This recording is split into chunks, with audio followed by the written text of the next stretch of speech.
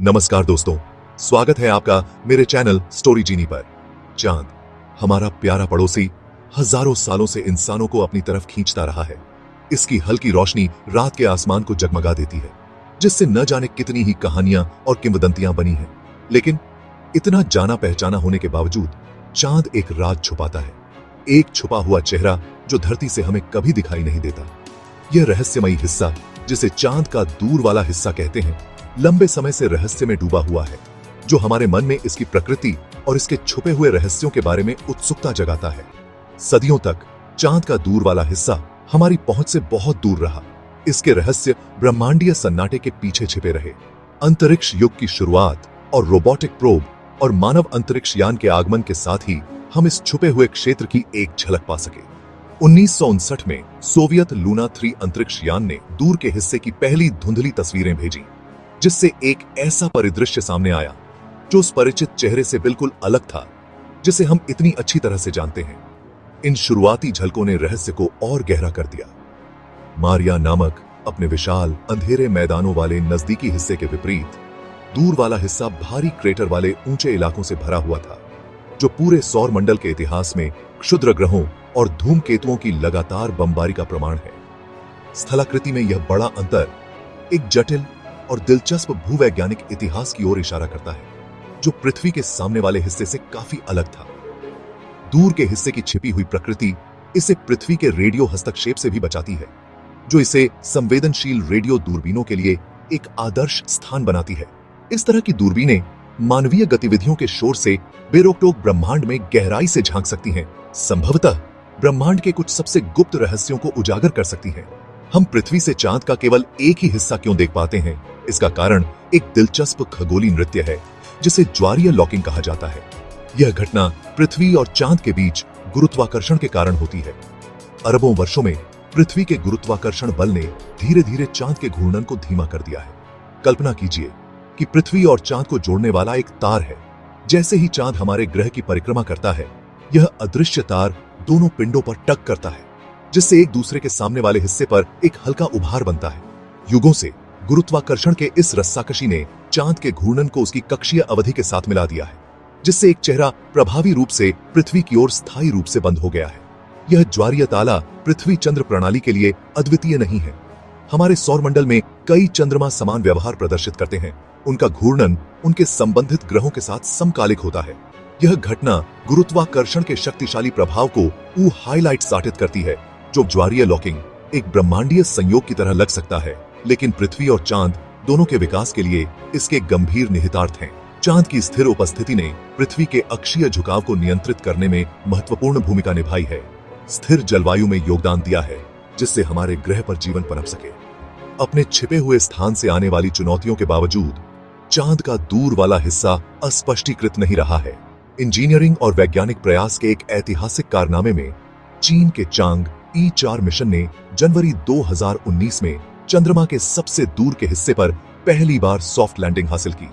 इस अभूतपूर्व मिशन ने चंद्र अन्वेषण में एक नया अध्याय चिह्नित किया, जो पहले से अज्ञात क्षेत्र में एक खिड़की खोल रहा था। वैज्ञानिक उपकरणों के एक सूट से लैस Chang'e E4 lander von Karman crater में उतरा, जो सौर मंडल के सबसे बड़े और सबसे पुराने प्रभाव संरचनाओं में से एक, दक्षिण ध्रुव एटकिन बेसिन के भीतर स्थित एक विशाल प्रभाव बेसिन है।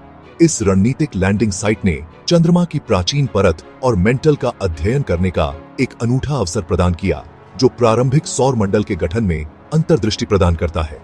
मिशन ने युतु-2 रोवर को तैनात किया, एक रोबोटिक एक्सप्लोरर जिसे चंद्र परिदृश्य को पार करने और स्वस्थानी वैज्ञानिक जांच करने का काम सौंपा गया था।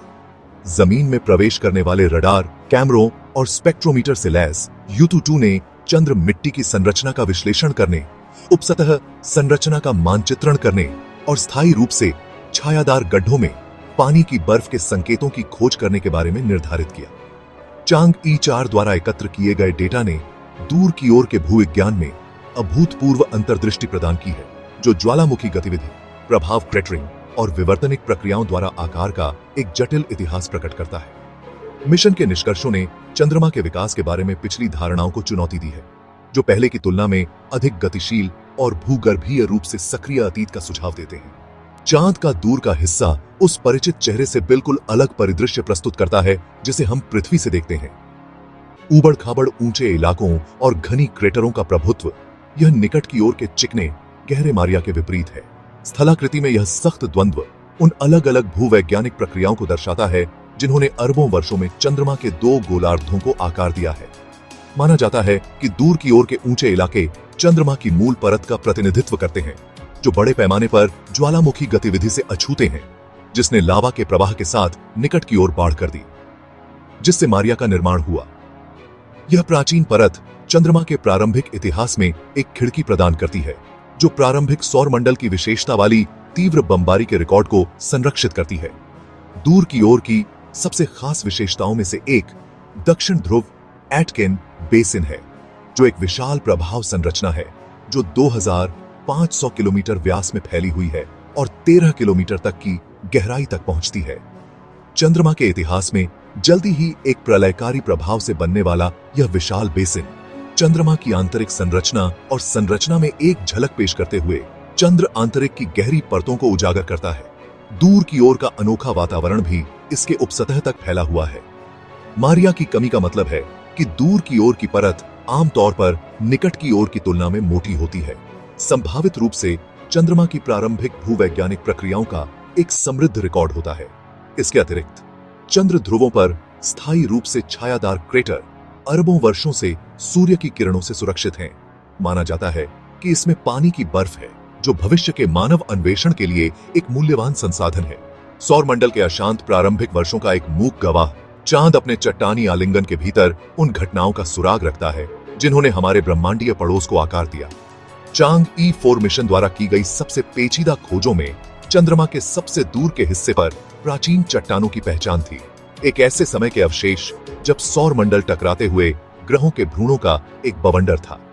वॉन कार्मन क्रेटर के भीतर पाई जाने वाली ये प्राचीन चट्टानें चंद्रमा के मेंटल से उत्पन्न हुई मानी जाती हैं, जो चंद्रमा की क्रस्टी के नीचे की परत है। उन्हें खुदाई करके सतह पर लाया गया था, जो अरबों साल पहले दक्षिण ध्रुव एटकिन बेसिन को बनाया गया था।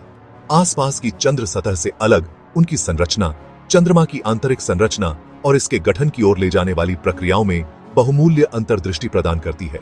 इन प्राचीन चट्टानों की खोज का प्रारंभिक सौर मंडल के बारे में हमारी समझ के लिए महत्वपूर्ण निहितार्थ हैं।